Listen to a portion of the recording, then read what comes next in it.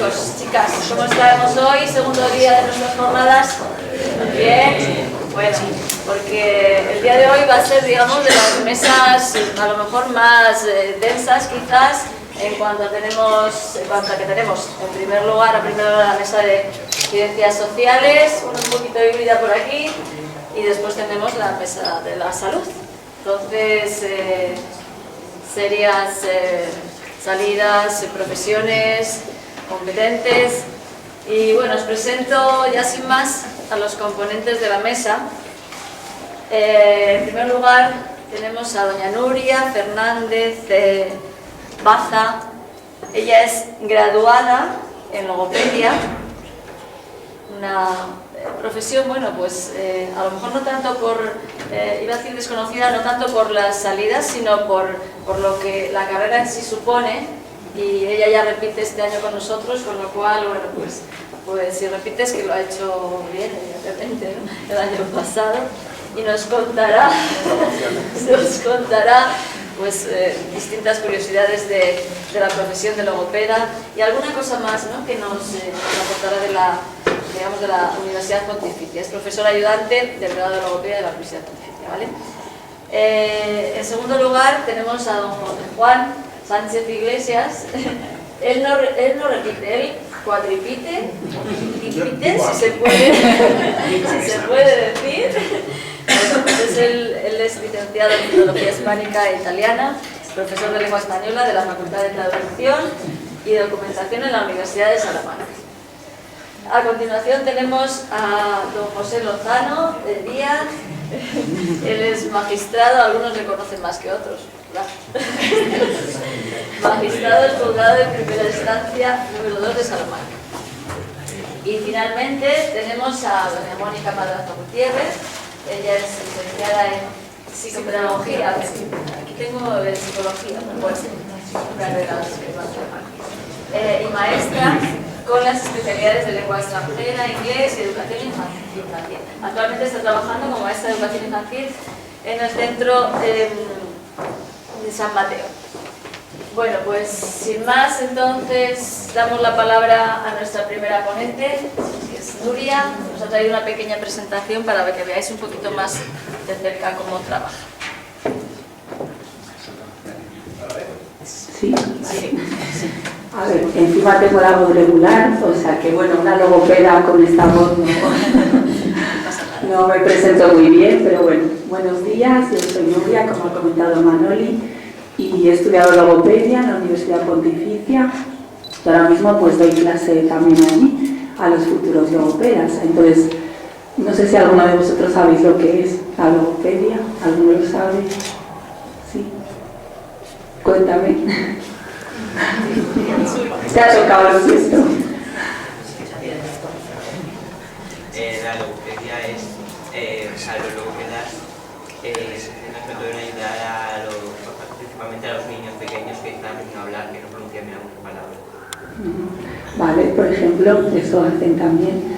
Entonces, bueno, la logopedia es verdad que no todo el mundo la englobaría en las ciencias de la salud, pero pertenecemos a esa rama. Entonces, igual vosotros si decís ciencias de la salud pensáis más en enfermería, medicina, fisio, pero bueno, logopedia también está ahí.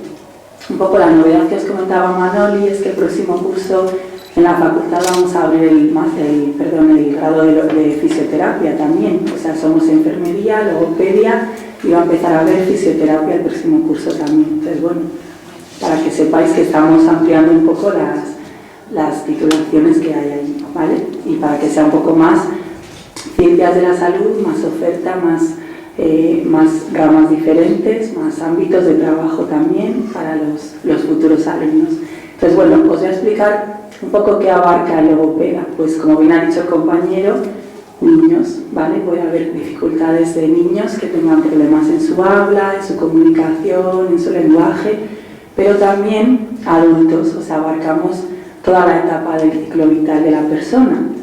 Y me diréis, ¿adultos en qué sentido? Pues por ejemplo, un adulto que tenga un implante coclear, que tenga un audífono, un adulto que haya sufrido una lesión cerebral, un adulto que tenga una enfermedad degenerativa tipo Alzheimer, Parkinson, ¿vale? Entonces ese tipo de dificultades en adultos, por ejemplo, también entramos ahí en sus dificultades, en este caso de, como decía, comunicación. ¿Qué es otro ámbito igual desconocido en los logopedas? El ámbito de la alimentación. Hay muchas personas que han sufrido una lesión cerebral y pues tienen problemas para el acto de tragar, por ejemplo, de comer. Entonces, bueno, pues en esa fase de alimentación también trabajamos nosotros. Y un último ámbito que está ahora mismo un poco creciendo es el tema de trabajar con bebés, con neonatos, en la lactancia materna, la dificultad de niños prematuros cuando pues no tienen reflejos adecuados todavía porque no se han acabado de formar de forma típica, ¿no? Entonces, bueno, pues en ese ámbito estamos todavía poco, pero es un ámbito que está creciendo también en la logopedia. O sea que, bueno, como veis, abarcamos muchas etapas de la vida, o todas, por así decirlo. ¿En qué ámbitos podemos trabajar? Pues por un lado en hospitales, ¿vale? En centros hospitalarios, en centros de residencias de mayores, en ese tipo de centros sanitarios podemos trabajar en el ámbito de los neonatos, como decía, el ámbito escolar, pues con equipos de orientación, por ejemplo, en la universidad, como es mi caso, dando clase también, formando a otros logopedas, o maestros a veces también, que hay maestros por aquí, también hemos dado clase a los maestros de audición y lenguaje, por ejemplo. En el ámbito más socioasistencial, pues centros de atención temprana, que abarca la etapa más de 0 a 6 años o de 0 a 3 años, por ejemplo, centros residenciales también, repito, y luego, por ejemplo, asociaciones, pues asociaciones de cualquier tipo de dificultad o de discapacidad, por ejemplo, pues la asociación de niños sordos, la asociación de Parkinson, la asociación de discapacidad intelectual, pues todas las asociaciones, ASPACE, síndrome de Down, pues ahí también es un ámbito para trabajar. Y luego otro ámbito un poco más diferente, por así decirlo, también es con locutores de radio, con cantantes, en el tema de la voz que comentábamos, pues ahí también es otro ámbito un poco más específico, ese sí es más especializado, y en ese caso pues los alumnos sí que a lo mejor se centran luego más en un máster, ¿no?, especializado en ese ámbito concreto. Vale, luego os voy a explicar qué hacemos los logopedas. He dicho un poco pues con quién trabajamos, en qué ámbitos trabajamos, y ahora os voy a decir pues qué hacemos, en qué consiste nuestro trabajo, ¿no? Pues nosotros evaluamos a la persona, podemos poner un diagnóstico según qué patología también, porque es verdad que, por ejemplo, pues el autismo, el TDAH son dificultades que nosotros como logopedas no podemos diagnosticar. Necesitamos a lo mejor a un neurólogo, a otro especialista que también pueda hacer pruebas específicas, ¿vale? Después también hacemos intervención y también prevenimos. En el caso de que pues se haya detectado rápidamente una dificultad, pues hacemos esa prevención para que el niño o la persona no llegue a tener una patología, ¿vale? Entonces eso es lo que abarcamos. Es verdad que pues tenemos un trabajo bastante humano en ese sentido. Vemos a los pacientes pues 2, 3 veces por semana normalmente, entonces es un trabajo muy cercano con él y muchas veces con la familia. A veces los papás también entran en sesión, o los hijos de la persona con Alzheimer también entran a sesión. Les enseñamos cómo pueden comunicarse con su familiar, qué pueden hacer en casa también, porque la mayoría de las familias quieren obviamente saber qué hacer fuera del ámbito clínico. No solamente centrarse en dejo a mi familiar en tu clínica y luego lo recojo y no sé qué hacéis con él, no sé cómo puedo ayudarle yo desde casa. Entonces pues es bastante cercano el trato. Y el trabajo también es muy individualizado, porque cada uno va a necesitar pues unas ayudas específicas, un tratamiento específico, y bueno, pues en ese sentido tenemos que tenerlo en cuenta. También hay que ser muy empático, ponerse en el lugar de esa persona. No puede hablar, por ejemplo, no puede comunicarse, pues un poco pensar en esa persona y en sus necesidades, sus preocupaciones, sus sentimientos también un poco en ese sentido, aunque no seamos psicólogos, pero es verdad que que bueno, eso está ahí, la persona es un conjunto y hay que tener en cuenta eso también. Y luego, un poco por finalizar, os voy a comentar qué es lo que hacemos para enseñar a los logopedas a ser logopedas, en mi caso, ¿no? Entonces, os he traído aquí algunas fotos y os voy explicando mientras las vemos de cómo enseñamos a los alumnos a trabajar con los pacientes, ¿no? Entonces, en nuestro caso, no sé si lo veis bien, tenemos un servicio clínico que es una clínica grande con muchas salas de intervención y ahí vienen pacientes reales, pues como decía, niños, adultos, adolescentes, tenemos de cualquier edad, ¿no? Y el método que utilizamos es a través de cámaras Gesell, que como veis tienen un cristal, ¿no? Entonces ahí los pacientes están con los alumnos trabajando y otros alumnos y el profesor están al otro lado observando lo que se hace ahí, ¿no? Entonces puede haber una retroalimentación, unos comentarios de cómo ha ido, de cómo hay que hacerlo. Entonces durante todo el proceso está el profesor observando lo que se hace ahí, ¿no?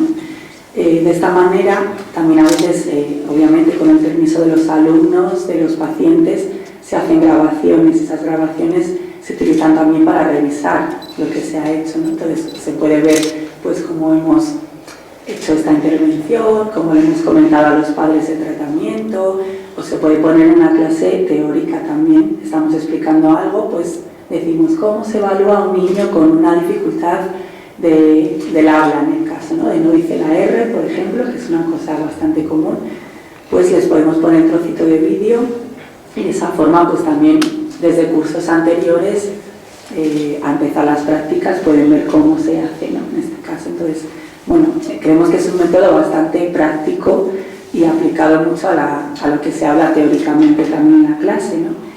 Y bueno, es un poco la forma de trabajar. Los alumnos siempre están supervisados y tienen tutorías semanales con el profesor para hablar de su paciente en concreto, ¿de acuerdo? Un poco porque es algo más. Bueno, esto estaba así muy separado porque era en la época COVID, las sillas, ahora ya está normal. Hay 60 sillas en ese aula que es muy grande, por ejemplo. Y bueno, pues aquí hay otra más pequeñita que tiene solo 5 sillas y demás.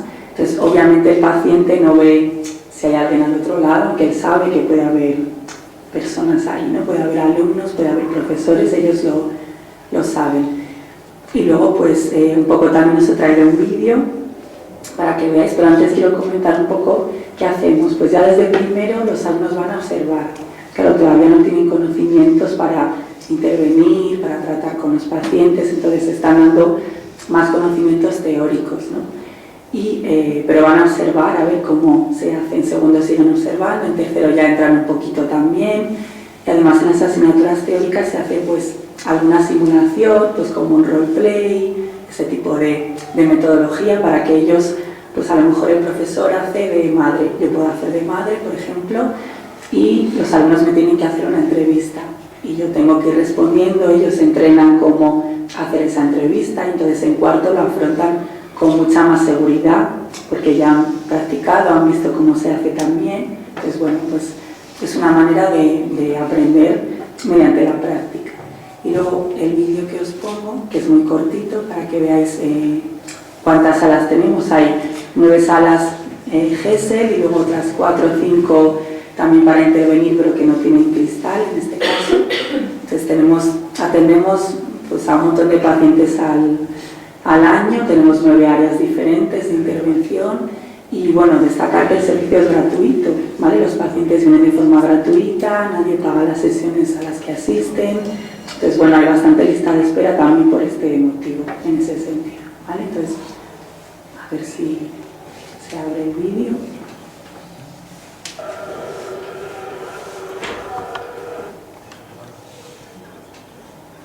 Esa es la sala de espera, ¿de acuerdo? Y administración, que tenemos ahí las historias clínicas, los materiales, y luego cada una de estas puertas que veis es una cámara de intervención de las que os he enseñado en la foto, ¿vale?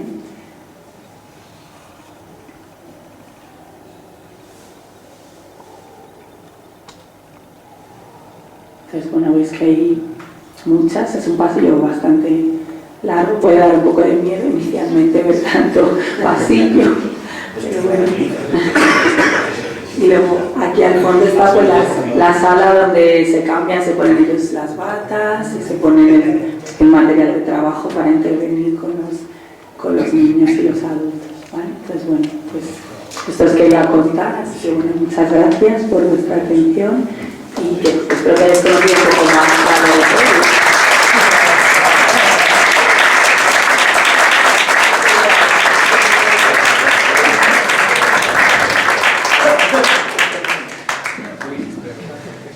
Ha sido un pasillo inquietante.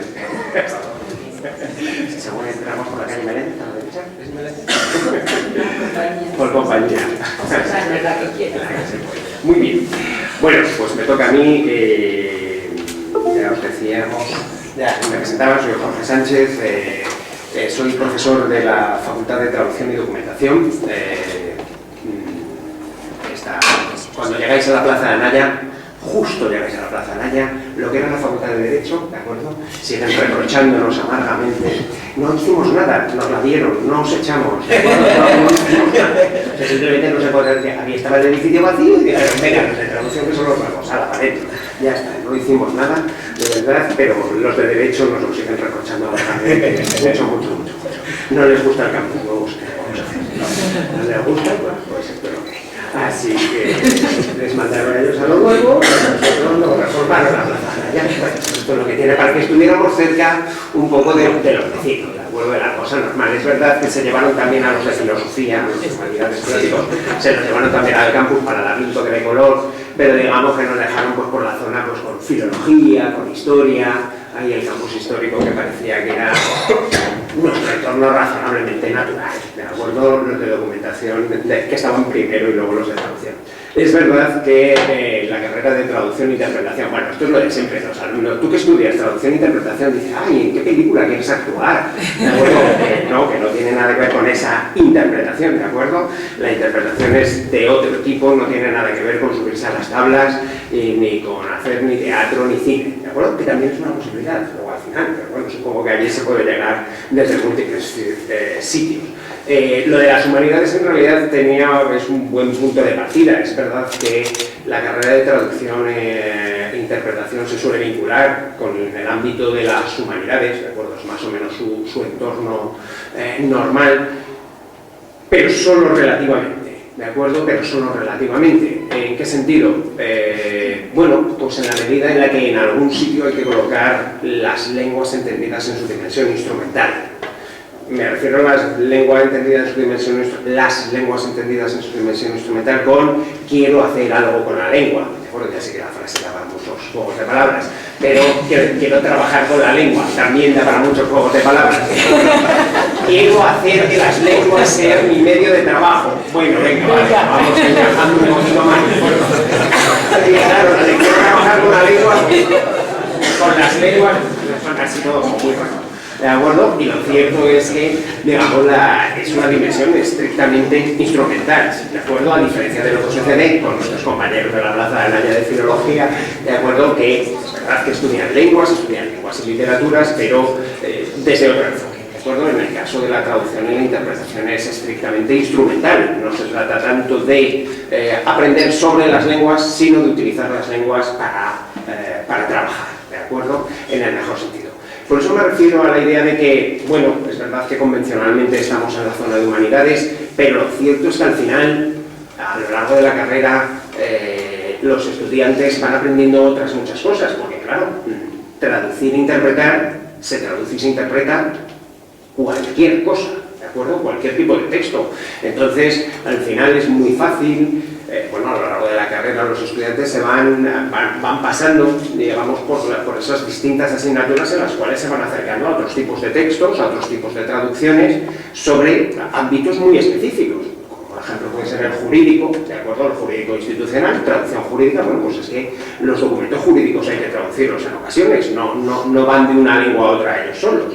O en el ámbito biosanitario, ¿de acuerdo? Pues en el ámbito biosanitario pues también es necesario traducir documentos, pues en los hospitales no todo el mundo habla las mismas lenguas, entonces también hay gente que trabaja como intérpretes en hospitales, pues ayudando para que el doctor, para que los médicos, para que los facultativos sean capaces de entenderse con sus pacientes de la mejor forma posible, ¿de acuerdo? En negociaciones, bueno, siempre habéis visto, ¿de acuerdo? Cuando vemos en los telediarios a veces esas reuniones de gobernantes de distintas partes del mundo, ¿de acuerdo? Aparte de esa frase, no esa mesa tan larga que salían Putin y Macron de esquina a esquina y que no había nadie en medio, que parecía un campo de tenis, ¿de acuerdo? Pero hay veces que en ese tipo de circunstancias vemos a gente situada en medio, ¿no? Siempre hay un impertinente que está con la cabeza metida y dices, ¿quién es ese? Dice, el intérprete, ¿de acuerdo? Porque normalmente puede suceder que esas dos personas no hablen la misma lengua y entonces tiene que estar un intérprete para digamos, bueno, pues para facilitar la comunicación entre esas dos personas, ¿de acuerdo? Entonces, en ese sentido, insisto, el enfoque de la carrera es estrictamente instrumental, ¿de acuerdo? Es un grado, el de traducción e interpretación, muy profesionalizante. ¿En qué sentido digo profesionalizante? Literalmente, y sucede con total normalidad, la gente termina la carrera y se pone a trabajar al día siguiente, ¿de acuerdo? Es decir, no es un grado que requiera, como otros grados, a lo mejor otro tipo de titulaciones intermedias, másteres o cursos específicos para, digamos, llegar al mercado, ¿de acuerdo? De llegar al mercado de trabajo directamente en el caso de el grado de traducción e interpretación, si así quieres, ¿de acuerdo? Si así lo desea la persona, realmente se puede poner a trabajar al día siguiente de haber terminado los estudios sin ningún problema, ¿de acuerdo?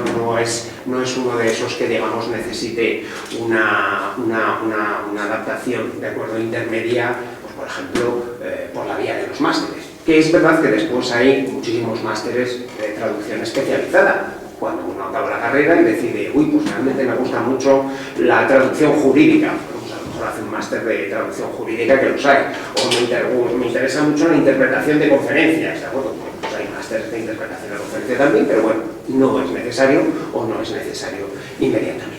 ¿De acuerdo? Entonces, bueno, pues en ese sentido es un grado, insisto, directamente profesionalizante. ¿De acuerdo? Es uno de esos que te permite tranquilamente empezar, digamos, a trabajar automáticamente. Es verdad que el grado en traducción tiene una pequeña...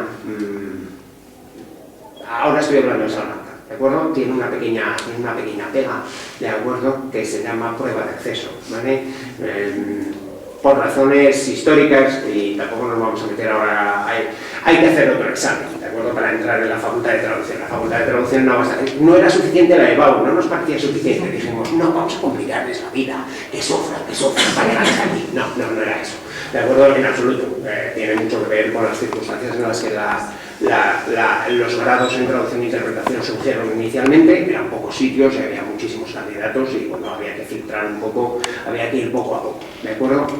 Pero bueno, las pruebas de acceso se mantienen. En el caso de Salamanca sigue habiendo que hacer, hay que hacer un examen de lenguas, 2 al menos, para entrar en la facultad, ¿de acuerdo? Es la única pega, pero vamos, tampoco es nada del otro jueves. No os voy a contar cómo es, porque como estamos planeando una reforma del plan de estudios, en la reforma del plan de estudios va a cambiar la prueba de acceso.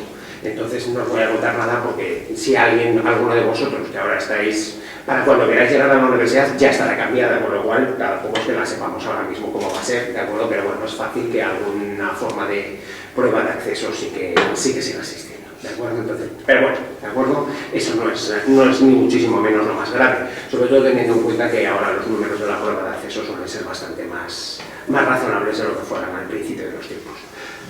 Más cosas que yo os pueda decir en esta tesitura o en este trabajo de estar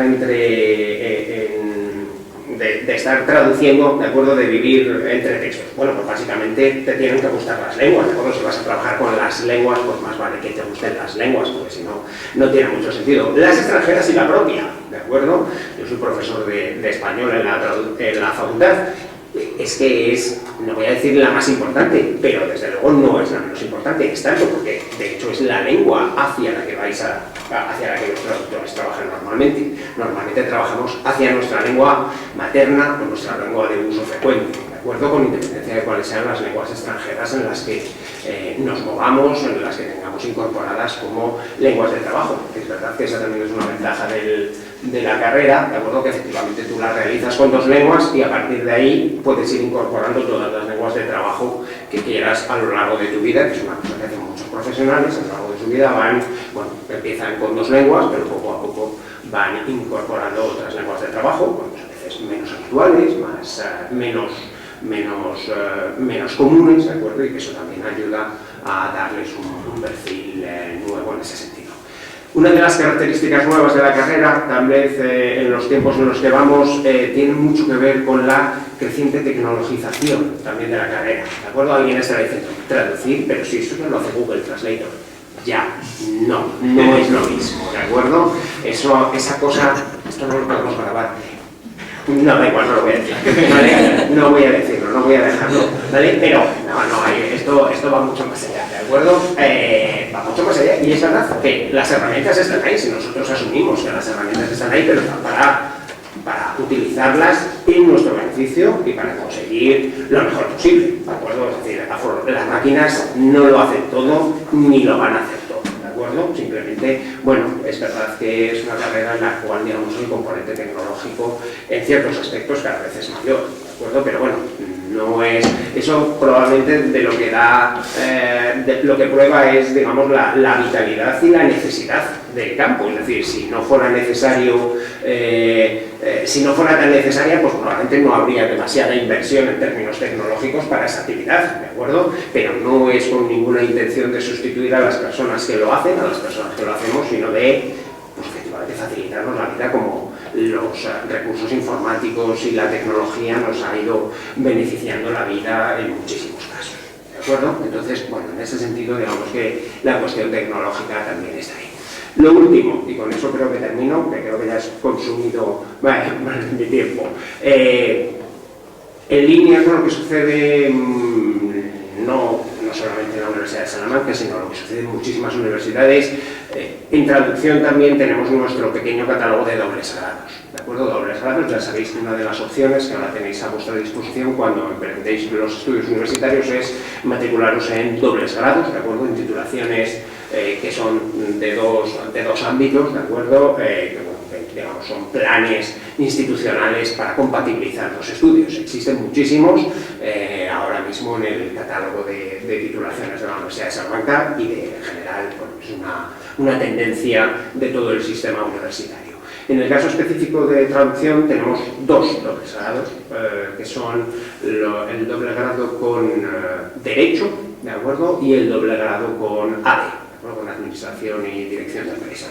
De momento son los dos que en este momento están activados, lo cual no quiere decir que en algún momento no nos animemos a montar algún otro, de acuerdo, que siempre es posible. Pero bueno, eso, digamos, desde el punto de vista de perfiles dobles, de personas que están interesadas a lo mejor en dos posibilidades y que encuentran en estos dobles grados la posibilidad de, digamos, combinar sus intereses, sus pasiones. Bueno, pues en este caso sería siempre esta perspectiva instrumental de las lenguas con el caso del derecho, bueno, pues pensando fundamentalmente, no necesariamente, pero bueno, pensando muchísimas veces en cuestiones relacionadas con derecho internacional, instituciones internacionales, firmas o bufetes internacionales de abogados, ¿de acuerdo?, que trabajan a escala global, por un lado, y bueno, también en el ámbito del doble grado de traducción y de ADE, pues la gente interesada pues, fundamentalmente en cuestiones relacionadas sobre todo con el comercio internacional, ¿de acuerdo?, de entrada con independencia de luego, pues efectivamente lo que cada uno vaya terminando por hacer en la vida, que siempre hay tiempo, ¿de acuerdo?, directamente. Y yo creo que con eso y un bizcocho, pues lo de la traducción e interpretación ya os lo he dejado más o menos presentado, ¿de acuerdo? Ya sabéis, esto es una cuestión de querer trabajar con las lenguas. Gracias.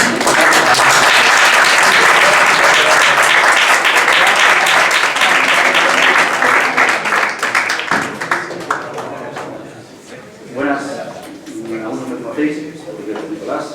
Me llamo José Díaz y soy el magistrado juez, ya os expliqué las diferencias, en primera instancia número 2 de Salamanca.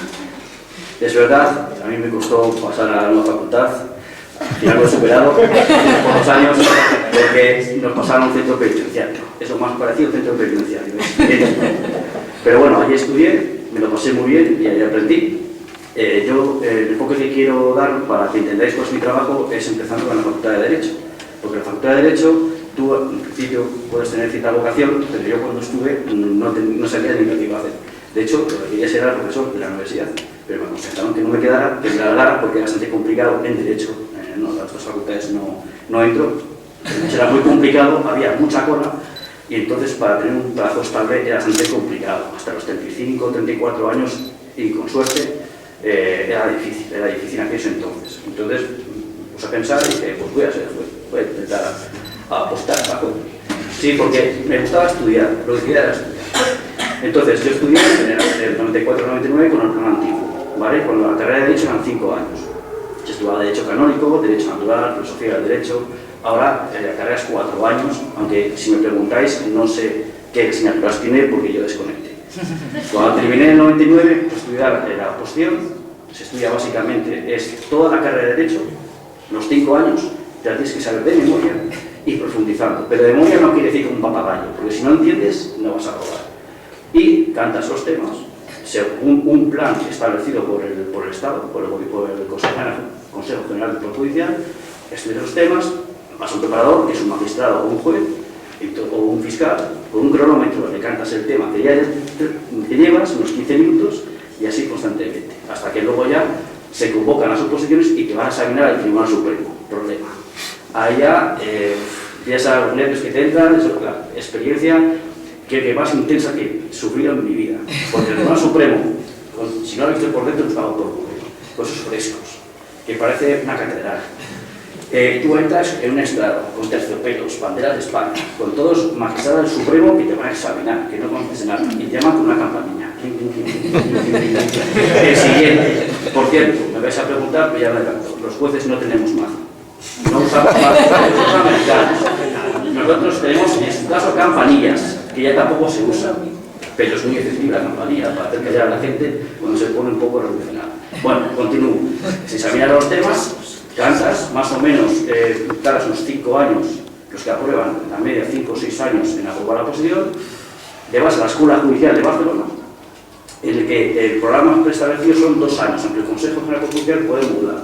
En función de las necesidades de cuántos jueces nos hace falta, pues acortan o alargan. Pero normalmente yo cuando estuve en Barcelona, que fue en el 2002 cuando aprobé, te vas a Barcelona y estás 9 meses en Barcelona estudiando como si fuese una facultad. Pero además no solo estudias Derecho, sino que estudias con psicólogos, estudias con terapeutas, con logopedas también, con lingüistas, con traductores, con todas las ramas que os podéis imaginar, con matemáticos, médicos, de todo tipo, porque ellos quieren que tú sepas Derecho, pero también que no te cierres, porque vas a tener que aplicar un montón de materia cuando seas juez. Vas a tener que aplicar cuestiones matemáticas, cuestiones de estadística, cuestiones de contabilidad, de economía, a través de lo que se llaman los peritos. Tienes que entenderles mínimamente. Arquitectos, etcétera. Nosotros en la Escuela Judicial incluso hacíamos hasta obras de teatro. Venían actrices y simulaban ser, por ejemplo, víctimas de violencia de género, o prostitutas que habían sido abusadas o acusadas por algún proxeneta y actuaban contigo. Y entonces, claro, tú eras un chaval, se ponía a pegar a la mujer, actuaba de cine y tú te quedabas lo primero bloqueado, porque no sabías qué hacer. Luego ya la vida te empieza a enseñar y te quedas bloqueado. Bueno, después de pasar a esa escuela judicial, parte teórica, te vas a hacer una práctica con fiscales, con jueces en activo y con abogados. Que son, cuando yo estuve, eran 6 meses, pero puede llegar hasta 1 año de prácticas. Total, que entre los 5 años de Derecho, 4 ahora, los 5 años de posición de media, más 2 años de preparación en la escuela judicial, ya puede ser juez. Bien, entras de juez por orden del Ministro de Justicia. Y hay un acto muy bonito en el que va el rey y le entregan los despachos. Entonces tú vas, te entregan los despachos, te das tus cartazos, ante toda la suerte del rey, le daban al rey, a otros, pues al miembro del local del consejo, al presidente del gobierno, los que vayan. Te entregan los despachos y vas a un acto donde eliges tu primer destino. Como juez, ¿qué diferencia hay entre juez y magistrado? Os lo voy a enseñar enseñando mi toma, ¿vale? He traído la copa. Esta la pagamos nosotros, el Estado no nos paga. Y va a ser pasto. Está entre 600 y 500 euros. Está hecho una mierda, botaba bajar, pero tranquilos que huele bien. Mirad, cuando yo entro de juez, esta es mi toga, es la misma que entré. pero el escudo es plateado y pone juez. Los jueces trabajan en pueblos, por ejemplo Ciudad Rodrigo Oveja, ¿vale? La categoría más, entre comillas, sencilla, porque Ciudad Rodrigo Atela. Después, con el paso del tiempo, esto es grosso modo, porque hay matices, porque te puedes especializar. Te puedes especializar en poder mercantil y asciendes a magistrado. Yo no quise porque me envían a Barcelona y yo paso. Madrid, Barcelona, aquí, Salamanca. Total, cuando asciendes a magistrado por tiempo, ya puedes trabajar en capitales de provincia y en grandes ciudades. La única, hasta el mío sé, la única ciudad de Castilla y León que no es capital de provincia y es categoría magistrado es Ponferrada. El resto es juez o magistrado. ¿Ves? Escudo dorado y puñetas. Pues los jueces somos criterios. Vale.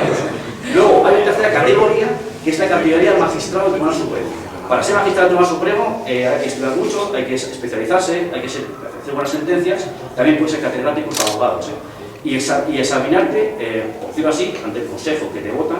Normalmente también hay un poco de política por el medio, pero bueno, eso no voy a entrar. Y ya en la tercera categoría. Los magistrados del Supremo, quiero recordar que tiene un libro dorado aquí en las puñetas, lo que no sé si se sigue usando. ¿Vale? Esto se lleva siempre puesto en todos los juicios, obligatorio. Si no llevas puesto, te puedes sancionar el consejo. Ha quedado un poco de formalidad. ¿Vale? Y en los actos muy oficiales, por ejemplo, cuando va a entregar una medalla a un compañero, nosotros también tenemos nuestras medallas, se llama San Raimundo de Peñafort, con diferentes clases. ¿Vale? También se los dan a los obispos, porque son juristas, son canonistas. ¿Vale? Pues entonces nos ponemos esta tipo. Bueno, categoría magistrado, ¿vale? Lo veáis. Lo pongo todo en todos los vídeos, luego la vale. Entonces, para que sepáis, ¿en qué trabajamos los jueces? Pues bueno, hay 4 partes. El derecho se parcela en 4, grosso modo, ¿vale? Que son la parcela civil, juzgado de primera instancia, la parcela penal, juzgado de instrucción y juzgado de penal o audiencias, la parcela contencioso administrativa y la parcela laboral. La parcela civil, que es la que yo llevo, básicamente cuando uno debe dinero a alguien, cuando hay que desahuciar a una persona porque no paga la renta, cuando hay una reclamación contra un banco, cuando se quiere ejecutar una hipoteca porque no se paga los hipotecarios, todo tipo de conflictos de carácter negocial.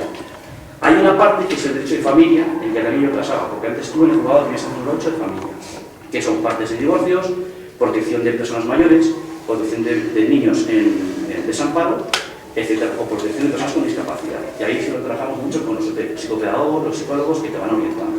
Aunque nosotros tenemos los nuestros, pagados por el Ministerio de Justicia, ¿vale? Pero muchas veces participan también los psicólogos que no son del Ministerio de Justicia. La parte de instrucción o penal, juzgado de instrucción y juzgado de lo penal, para meter paquetes. Punto. Yo cuando estaba con instrucción, yo metía paquetes, no andaba con historias. Hay delitos de delito, a la cárcel o sancionado, punto, como una pena. Lo que pasa es que los jueces de instrucción, ¿qué hacemos? Investigar. No investigamos, perdón, investiga la policía judicial. La policía que nos trae las pruebas y nosotros nos organizamos. Y analizamos, escuchando a los testigos, a los imputados, si hay indicios de delito. Hay sospechas fundadas. Si hay sospechas fundadas, ha juzgado lo penal para que los juzgue, o a la audiencia provincial, dependiendo de la gravedad de los delitos. ¿Me vais pillando? ¿Vale? Si no hay sospechas, sobre el seguimiento provisional, que escucharéis en la televisión. Vale. Aquí hago un inciso. Hay 2 tipos de tribunales. Están los juzgados, que solo está un señor. Yo, un señor, yo. Uno. Y luego están los tribunales, en los que hay 3 personas mínimo, ¿vale? Que se reúnen en una cosa que se llama formar sala. Formar sala, se reúnen, plantean el tema y votan. Deliberan y votan. Si hay mayoría, se plasma la sentencia. Si no hay mayoría, se nombra otro oponente y vuelta a empezar hasta así hasta que se consigue. Normalmente sin mayoría, ¿vale? Tenemos las audiencias provinciales, como aquí en Salamanca, el Tribunal Supremo, el Tribunal Superior de Justicia, ¿vale? Fundamentalmente, o la Audiencia Nacional, grosso modo, ¿vale? Después están los jueces del contencioso, que son los que controlan la labor de la administración, que no se pase. Por ejemplo, que pides una licencia, te la niegan, recurres al contencioso administrativo. Que eres un funcionario público y, yo qué sé, pues Policía Nacional, y te sanciona el comisario, lo recurres al contencioso administrativo, ¿vale? Para que les pillen. Y luego están los conflictos laborales entre empresas y trabajadores, que es la jurisdicción social. Estas 2 últimas no están, ¿vale? Es otro tema diferente. Yo prefiero estar en mi instancia, que es lo que me gusta, y posiblemente me jubile. Si me jubilo, me jubilaré en última instancia. Los jueces los jubilamos, pero muy mayores, a los 70 años, ¿vale? Lo que pasa es que facultativamente te puedes jubilar a los 72. ¿Cuál es la función del juez realmente, para que entendáis? Estaba reflexionando esta mañana y me he dado cuenta de que el Poder Judicial es el único poder estable. El Ejecutivo, el Gobierno puede cambiar, el Legislativo también. El Judicial es el único estable. ¿Por qué? Por la garantía a los ciudadanos ante los conflictos con otros ciudadanos o incluso contra el Estado, fundamental. No es que yo sea imprescindible, yo no soy imprescindible, pero sí que es imprescindible es el Poder Judicial, ¿vale? Porque si no es imposible. Tiene que haber un juez independiente, imparcial y responsable que decida los asuntos, los conflictos que podáis tener en el futuro, que pueden ser muchos y variados. ¿Qué más puedo contar? ¿Qué es lo más duro de ser juez? Las dudas. Las dudas que muchas veces te dejan dormir. No te dejan dormir. Muchas veces me despierto muchas veces, levanto a las 4 de la mañana con un caso, y me pasa a mí y a muchos compañeros, y tienes muchas dudas. Te curas un poco y dices, bueno, puedes recurrir, estás equivocado, puedes recurrir a la audiencia. Pero aún así la audiencia tiene limitado su campo de actuación. Entonces tú básicamente eres el que decides el conflicto. Y hay dudas. ¿Y qué hago? Sobre todo en el derecho de familia. ¿Qué hago con esto? Es imposible. Tienes que hablar con los niños, no lo tienes claro. En fin, y al final intentas, pues a base de reflexionar mucho, intentar saber, fundamentalmente, ponerte en el lugar del otro. ¿Qué haría yo si yo estuviese en ese momento? Entonces, pues ahí decimos. Las dudas es lo peor. Lo más gratificante, pues que aprendes un montón. No de derecho, sino de personas. Porque encuentras a personas de todo tipo. Ves todo tipo de vicios y todo tipo de virtudes. Ves a todo tipo de profesionales, economistas, arquitectos, médicos, traductores. Hay un montón de traductores que trabajan juzgados, es increíble, pero parece mentira, pero sí, hay muchos traductores porque cada 2 por 3 estamos enviando comisiones rogatorias, es decir, documentos al extranjero que hay que traducir. Y ahí trabajan los traductores. En traducción de documentos extranjeros también trabajan. Tenemos también a psicólogos, muchos psicólogos pasan por allí. En fin, es un mundo completamente abierto. Es lo mejor. Lo peor, las dudas. Y que luego muchas veces estás cansado, porque luego son muchos pleitos. Yo hago juicios los lunes y los jueves. Empiezo a las 9 de la mañana y termino hasta las 2. Escuchando. Y otra vez. Y luego lo mismo, y lo mismo. Y después de esos juicios, coges todo el material que tienes, que son los papeles y el vídeo de la grabación, y vas a hacer las sentencias. Y otra sentencia, y más sentencias. No, siempre hay conflictos. No sé cuántas sentencias puedo dictar al año, 400 sentencias civiles, puede ser. Luego hay anécdotas, si quieres explicar alguna, pero tiene anécdotas bastante complicadas. Cuando yo empecé a estudiar, a trabajar en Zamora, bueno, mis destinos han sido Zamora.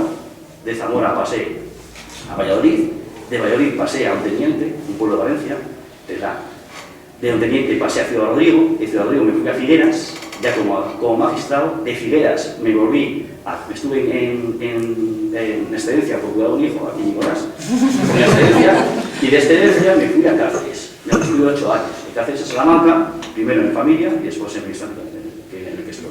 Lo llamamos turismo judicial. Pasas por todos los lados de España, hasta que al final te asientes. Más o menos 14 años, hasta que te asientas bien. Pero bueno, y anécdotas variadas. El primer destino de Zamora, lo primero que hice, es estar de guardia. La guardia es estar busco el teléfono, nerviosísimo, claro. Señoría, que es que mire, tenemos un detenido por, creo, ¿cómo era? Creo, con robo con violencia, intimidación.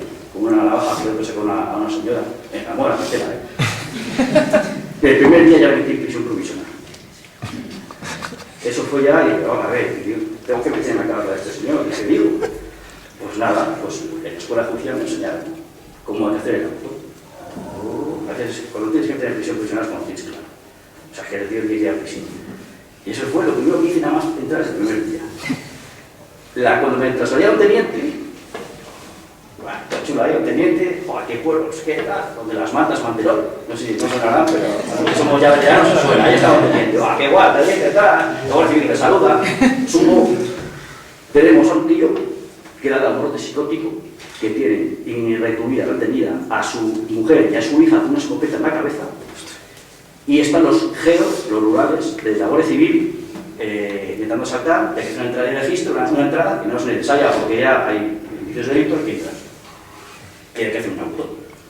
Ya vas a entrar, sin tomar ni posesión, hacer el auto de entrada, iba entre las guardias civiles y al final lo convencieron y salió.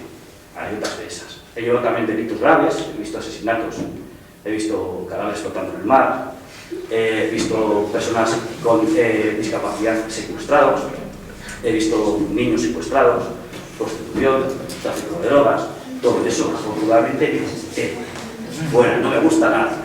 Lo hice y se acabó, ya estoy diciendo que hay 2 niveles. Y yo creo que aquí concluyo y hacemos de verdad. Muchas gracias.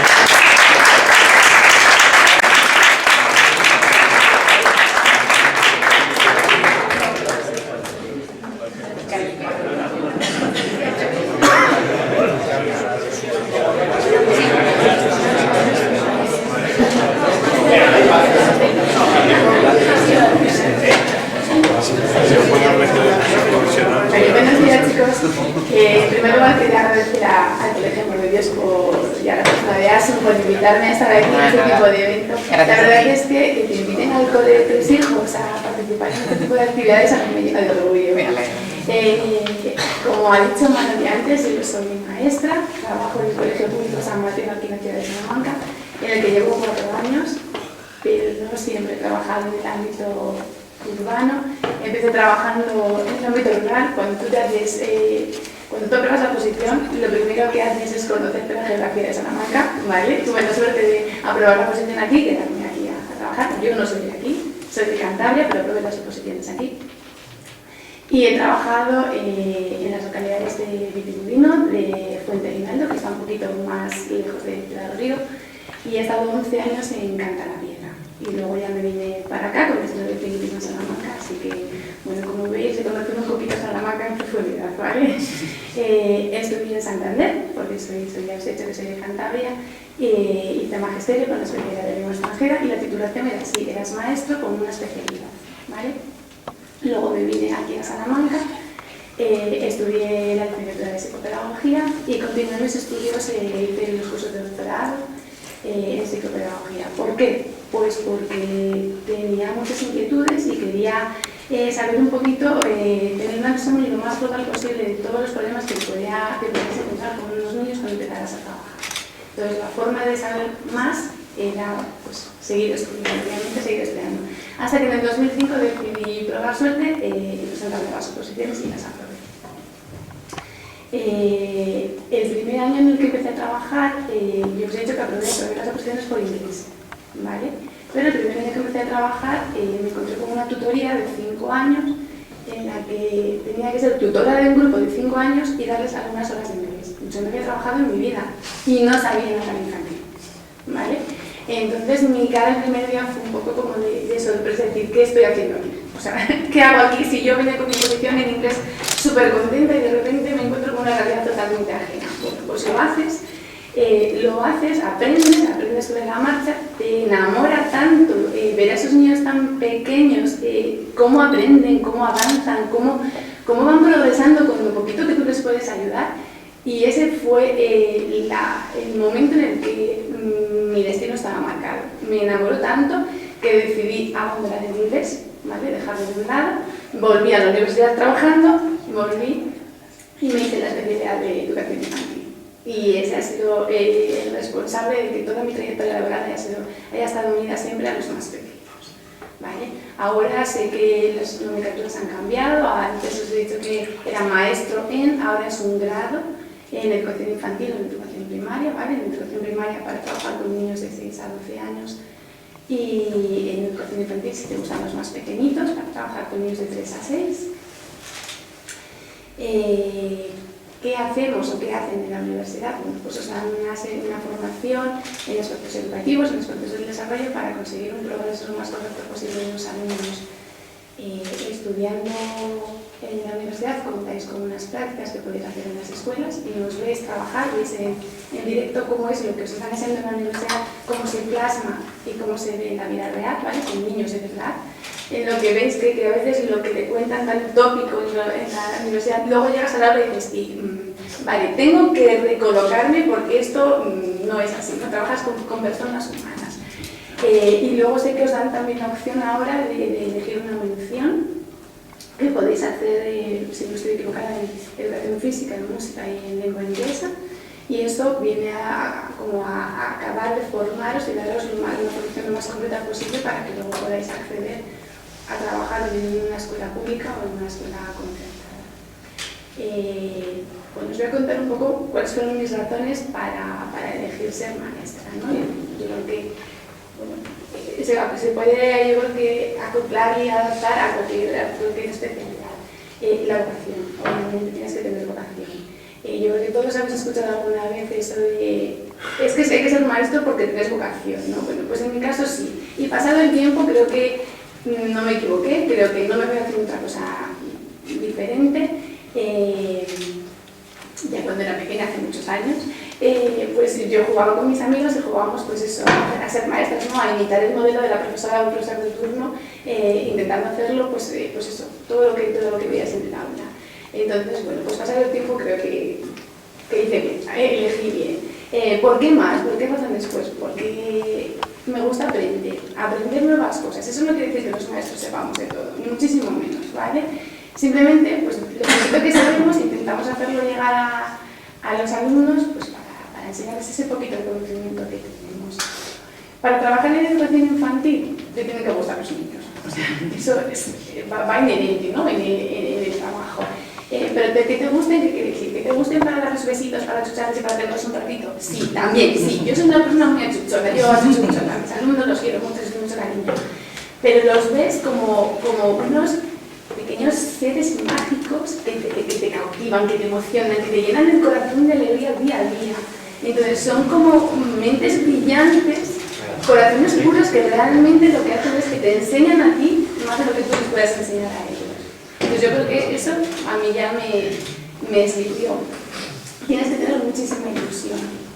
Muchísima ilusión. Yo cuando abro todos los días la puerta de mi clase, llevo una mochila cargada de ilusión, ¿vale? Y esa ilusión se ve recompensada en la calidad de felicidad que tienen los niños. Cuando estás en el recreo y te trae un niño de regalo una flor y tú ves que la ofreces, pero si le falta la mitad de los pétalos, pero la ha cogido con todo su cariño y te la regala con todo su amor, pues ya, con eso me compensa. Cuando te traen un dibujo, Moni, te he hecho esto, y dices, ¿y esto quién es? Eres tú. Y te han hecho más bajita, más gordita, más... no se ajusta a la realidad, pero lo ha hecho con todo su amor, ha pasado toda la tarde pintando, dibujándote, bien, eso es perfecto. Cuando te llaman mamá, muchas veces en el cole te llaman mami, o cuando sus mamás te dicen, lleva toda la tarde llamándote, o sea, no me llama mamá, me llama por tu nombre. Bueno, pues eso a veces te da como una especie de indicador de lo estoy haciendo medianamente bien, ¿no? Estoy trabajando medianamente bien. Para ser maestro, ¿qué más tienes que hacer? Tienes que ser una especie de camaleón, ¿vale? El camaleón es ese animalito que se mimetiza, que se adapta al entorno a punto de conviene. Pues nosotros los maestros yo creo que también somos iguales, ¿no? Nos tenemos que adaptar a todos los niños, intentando darles siempre lo que necesitan en cada momento. Es decir, el maestro no es igual con todos los niños, porque no todos necesitamos las mismas cosas. Entonces, yo creo que la gran virtud del maestro tiene que ser esa. Tenemos que llegar al punto en el que tienes que darle a cada niño lo que necesita, siempre sin perder tu esencia. Yo con el paso del tiempo, llevo 18 años trabajando, tampoco son muchos, pero bueno, unos cuantitos he caído en mis espaldas. Sí que me he dado cuenta, he podido comprobar que cuanto más cariño das a los niños, cuanto más cariño le das, cuanto más afectivo es el entorno en el que tú estás trabajando, cuanto más magia pones en plasmar las diferentes situaciones de aprendizaje, más receptivos están ellos hacia ese aprendizaje, mayor es el esfuerzo que ellos ponen de su parte para realizar su trabajo, porque es la forma en la que ellos te están devolviendo ese cariño que reciben por tu parte. Entonces yo creo que trabajar con niños pequeños, una de las bases fundamentales es el cariño, es el afecto, la relación de afectividad, la relación de cercanía. La educación infantil no es una etapa obligatoria, ya lo sabéis, ¿vale? Pero yo creo que la mayor parte de los niños sí que es verdad que acceden al cole, bueno, algunos acceden en la guardería, pero al cole pues yo creo que la mayoría sí que acceden cuando tienen 3 añitos. Y ahí es cuando te conviertes un poco en la mamá del cole, ¿vale? Pensad que hay niños que no han ido a la guardia nunca, entonces su primer contacto con iguales será en el cole. Entonces te encuentras pues, con niños que lloran, que tienes que calmarles, que tienes que enseñarles a formar parte de ese grupo que les va a acompañar durante toda su vida, durante una etapa importante de su vida. Tenéis que enseñarles a resolver los conflictos de forma pacífica, a escucharse, a aprender a esperar, ¿vale? Aprender a esperar, no es ni quiero esto y lo quiero para allá. No, hay más niños y te toca esperar un poquito. Tienes que aprender o tienes que enseñarles ya no tanto a contenidos académicos, que también lo hacemos, ¿no? Pero en infantil se hace de una forma diferente. Enseñamos a leer, sí, no es un objetivo, no es una cuestión que sea obligatoria en infantil, pero es verdad que casi todos los centros que sí que nos dedicamos a enseñarles a iniciarles en la lectura, en la escritura, en aprender los números, lo que representan, pero siempre teniendo en cuenta las características de cada niño y su nivel madurativo, ¿vale? No puedes establecer, hay que llegar hasta aquí y todos tienen que llegar. No. Educación infantil es una estimulación de todo su desarrollo intelectual, emocional, afectivo, social, pero siempre con una base que te va a preparar para cuando llegues a la etapa, cuando tengas que esa etapa de primaria.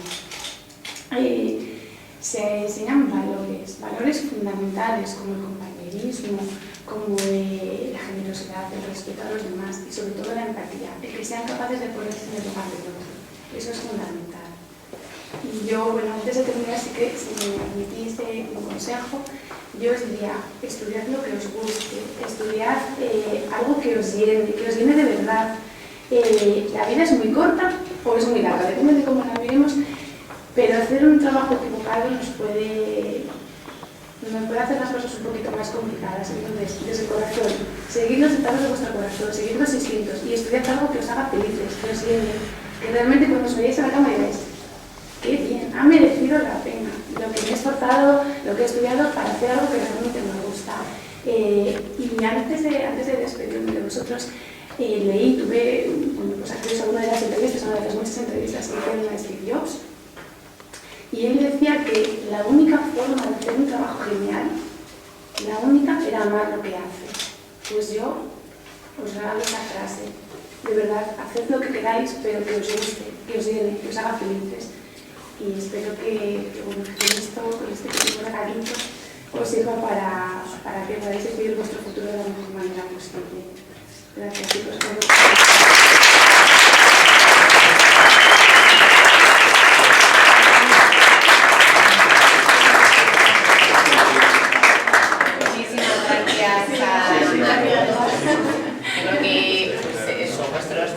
Reflexiones, pensamientos, experiencias, trabajos, seguro que les han hecho pensar, que también es el objetivo. Chicos, ¿alguna pregunta para alguno de los ponentes que tenemos en la mesa? Darío. Para Nuria, creo que. Para Nuria. Sí. ¿Por qué os ponéis batas de esas blancas? Bueno, en ese caso era porque era época COVID y teníamos que ir cubiertos con todo cubiertos. Era por eso. Al ser sanitarios, pues nos obligaban a ir vestidos con EPIs y demás. Sí. Vale. ¿Pablo? La vocación que teníais, si desde pequeños que viste Sí. No lo sé. Vamos desde los sí a los no. Yo desde pequeña tuve claro que quería trabajar con niños. Sí, yo tuve claro que quise ser maestra siempre, sí. Yo no, yo tengo muchas fases. Yo de hecho, que me gusta mi trabajo, creo que no tengo vocación de fuera. Así de claro lo digo. Me gusta mucho mi trabajo, pero tengo me gusta más otras cosas en la vida. Yo creo que con paso el tiempo, cuando te vas haciendo mayor ya, pues no es para desanimar a los chicos. Me gusta mi trabajo y me llena, pero vocación, no sé yo. Quizá me hubiese gustado estudiar otras cosas. Me gusta estudiar, por ejemplo, filología, me gusta estudiar historia, pero bueno, al fin y al cabo, pues también me puedo dedicar a otros negocios de historia, o a Pues yo no era lo primero que tenía como opción tampoco. Es verdad que la logopedia ahora se va conociendo más, pero cuando yo tenía vuestra edad, pues no era una carrera realmente que se oyese hablar de ella. Y yo en mi caso fue más por un tema personal. Mi padre sufrió un ictus cuando yo era bastante más joven que ahora y bueno, pues tuvo que ir a la logopeda. Entonces en ese caso vi lo que era la logopedia y me informé un poco más y al final pues acabé estudiando esto, pero fue por algo más personal que realmente porque yo conocía lo que fuese la logopedia desde pequeña, no lo conocía.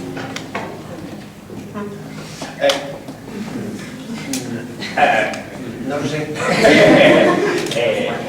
A ver, yo estoy en la Facultad de Traducción, pero yo no estudié traducción.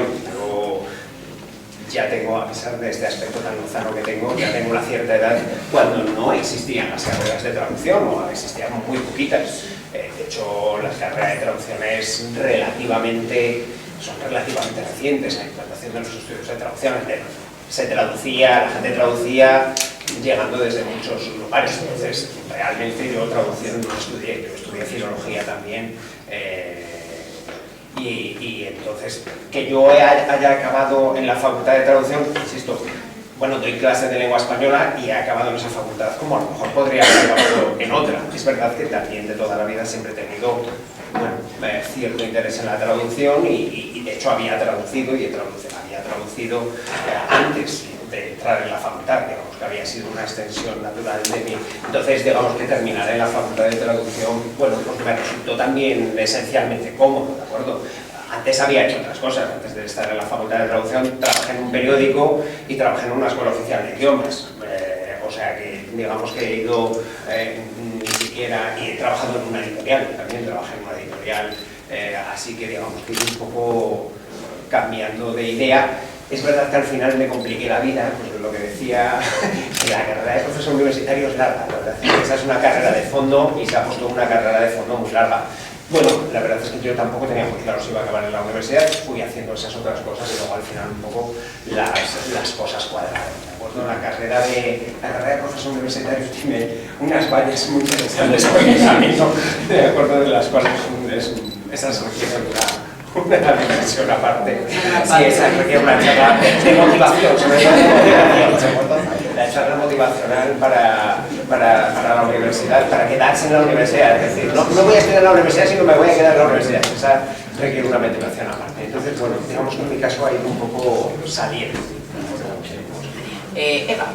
Para Mónica, ¿el haber estudiado psicología te ha ayudado a la hora de dar clase con los niños pequeños?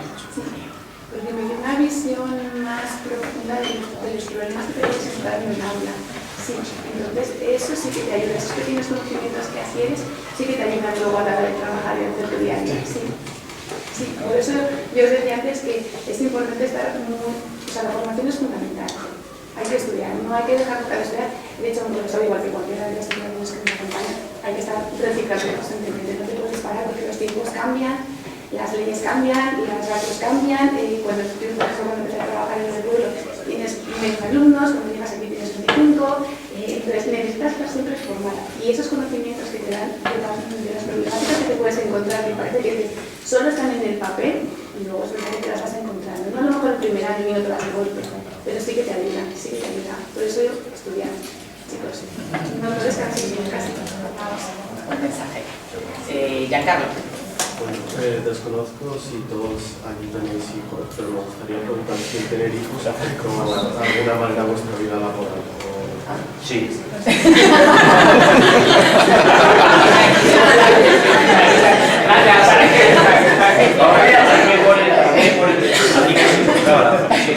Y mi carrera gana mis hijos seguro. Me dan a mi carrera. De hecho, yo como estaba de juez, mi ilusión era especializarme en derecho mercantil. Es decir, quiebras, empresas, derecho de marcas, patentes, propiedad intelectual, derecho de autor, por ejemplo. Todo eso es lo que estudia un pueblo mercantil, sociedades de capital, conflictos de socio entre socios. Todo eso me gustaba. Y era muy bonito, pero eso no lo pude estudiar. Porque si eres especialista de mercantil, te envían a Barcelona, a Madrid, a Las Palmas, a trabajar constantemente, mañana y tarde, fin de semana. Y yo vi a mis compañeros de mercantil pues que no tenían familia o no podían cuidar mucho de ellas, se frustraban, desde que lo hablaban, de joder, no eran mis hijos. Y dije, esos tíos se te afectan, pero tienes que organizarte. Y yo, muchas veces cuando eran pequeños ellos, yo trabajaba cachos. Ahora, entre que los dejo en actividades escolares y tal, hago esto. Luego tal, cachos. Pero luego al final cuando estaban mayores, pues ya es más fácil. Pero sí que arreglas. Yo no tengo hijos de momento, así que no me ha afectado todavía. Yo ahí sí, pero lo que pasa es que no es tanto... Hombre, Tendría que preguntar a mis compañeros traductores cómo les afecta, los profesionales, cómo les afecta la paternidad. La verdad es que nunca se lo he preguntado. Yo sí que debo reconocer que, a pesar de todo lo que acabo de hablar previamente mal sobre la charla motivacional del profesor de universidad, una de las pocas ventajas, de las ventajas evidentes que tiene ser profesor de universidad es cierta flexibilidad horaria, con ciertos márgenes. Entonces, es una carrera que te permite, en general, digamos, compatibilizar bastante bien la profesión y la vida. ¿De acuerdo? Pues, dentro de las cosas buenas, es así que hay que hacer. Por lo menos para mí. Yo tengo dos niños pequeños, y la verdad es que cuando tuve al mayor ya tenía mi futuro muy encarrilado. Yo trabajaba a 40 kilómetros de aquí, así que para mí no ha sido difícil y no tengo que renunciar a trabajar, es que no, me da mucho muy fácil. Sí. Y teniendo en cuenta que coincido en horarios, coincido en vacaciones, coincido en muchas cosas familiares, para mí es fácil, sí. Lucía. Una pregunta para José. José. Vale. ¿Cuál era el caso que más le impactó? ¿El caso que más me ha impactado? El que más me impactó es que tuve que instruir un asunto de asesinato de que una persona le volaron la cabeza de un disparo. Y entonces cuando entré en la zona estaba asustado porque claro, vamos a ver esto que ha pasado aquí. Entonces entré en la zona, había un montón de guardias civiles, de la policía científica, del forense, que además hubo un pequeño conflicto de competencias entre ellos, que tuve que resolver como pude. Yo no estaba a conflictos de competencias entre profesionales, yo estaba a resolver el asunto. Y estaba la persona pues, allí tirada y en fin, podría pues, imaginar pero resulta que el autor se desconoció fácilmente y la Guardia Civil hizo un trabajo extraordinario y en 15 días teníamos cerrar el asunto y a juicio. Fue una cosa aceleradísima, pero fue muy duro encontrarme así. Luego otros casos he tenido, por ejemplo, secuestros de personas con discapacidad, secuestros, para que lo entendáis, no se tipifica una detención ilegal, por decirlo así, de personas con discapacidad. Los casos que más me afectan personalmente, y porque solo duré 2 años en el derecho de familia, que es lo que más me gustaba, y sí que tenía parte cierta parte de vocación, eran los casos de convenios, ya sea en menores desamparados, ya sea en divorcios, conflictivos, personas con discapacidad, en incapacitaciones. Todo eso me afectaba bastante, porque lo llevaba interiorizado a casa. Lo llevaba incluso en mi casa, cuando discutíamos, debatíamos mi mujer y yo, dije, mira, vamos a dejarlo porque no. Entonces dije, corta, vete, corta. Y a los 2 años tuve la oportunidad y me fui ahí, porque hay compañeros que se distancian. Yo no soy capaz, no soy capaz. Me gustaba mucho estar con los niños, me gustaba mucho estar con personas con discapacidad, esquizofrénicos, con trastornos bipolares, personas con Alzheimer, pero eso es lo que quizá a la larga es lo que más me ha impresionado. El sentido corto, por decirlo así, impactante, el asunto de Feliz. Vale. ¿Más preguntas, chicos? Giancarlo. También me gustaría preguntar si ha habido algún momento en vuestro trabajo que os haya dicho decir, por eso me gusta mi trabajo, por eso estoy haciendo esto. Algo que recordéis. Pregunta complicada. Pues yo en los 2 ámbitos que estoy, que es un poco el clínico y el formativo en la universidad, pues en la universidad cuando a lo mejor he dicho me gusta mi trabajo es cuando he visto a algún alumno que le costaba un poco más realmente estudiar, o le costaba un poco comprender ciertas cosas y ver que al final se ha acabado graduando, pues gustándole lo que ha estudiado, aprendiendo muchísimo y dando las gracias en este caso a mí por todo lo que te he enseñado, pues a mí me pareció gratificante para mí esa escena, ¿no? Luego, el ámbito clínico, pues tendría muchos, pero realmente pues alguno de las familias que también luego ha venido a agradecerte tu trabajo, a decirte pues has ayudado mucho a mi hijo en todo este tiempo, pues ese tipo de situaciones en las que a mí me dicen pues me gusta lo que estoy haciendo y es vocacional también como comentaba Mónica.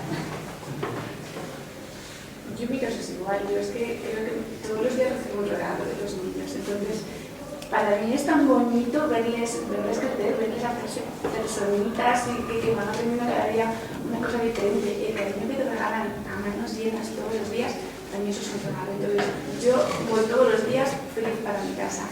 porque no es el cariño que recibes de los niños, es el cariño que recibes de los niños, es el cariño que recibes de las familias. Y son cosas que pasado el tiempo, cuando los niños crecen y ya no son niños de 3, de 4, de 5 años, sino que son adolescentes como vosotros, y te siguen llamando por la calle, te siguen parando, te siguen regalando cariño. Entonces, para mí eso ya es un regalo, ya me hace dar gracias por haber tenido esta profesora. Yo creo que lo disfruto todos los días. Poco puedo deciros, ¿no? Creo que todo muy interesante, los infantiles somos así. Pues así nos ilusionamos por todo y por las pequeñas cositas.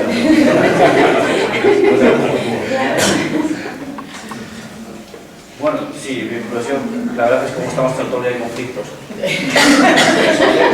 Resolver. Y quizás lo que más difícil te da es cuando ayudas a... me ha gustado ayudar a las personas con discapacidad. Personas con Alzheimer, cuando hablas con ellos, cuando les tratas, cuando les escuchas, porque las personas con discapacidad, por ejemplo, las enfermos mentales, son personas que tienen un trastorno, pero cuando están equilibrados son personas como nosotros. Entonces, cuando hablas con ellos de sus miedos, si incluso los llevas y cuentas sus películas, claro, están enfermos, y al final cuando les ayudas y ves que has internado en un centro psiquiátrico a un señor y lo ves a los 4 meses y ves la evolución, que está mucho mejor, eso es gratificante. Pero el resto, pues sí, cuando estudias, cuando analizas, cuando aprendes un montón de cosas, así que es gratificante. Sí. No, yo es que es la línea de educación, ¿de acuerdo? Es que yo creo que en la cena de educación siempre pensamos todos lo mismo. En realidad, bueno, la posibilidad de ir ayudando a la gente mientras se va construyendo, mientras va estudiando, y luego a la larga distancia cuando te los vuelves a encontrar y recibes todavía ese regalo de cuánto aprendí contigo, cuánto me enseñaste, o me acuerdo mucho de aquello que me dijiste, que hay veces que te acuerdas de cosas que dijiste, de las cuales tú no te acuerdas. Me acuerdo cuando dijiste no sé qué dije.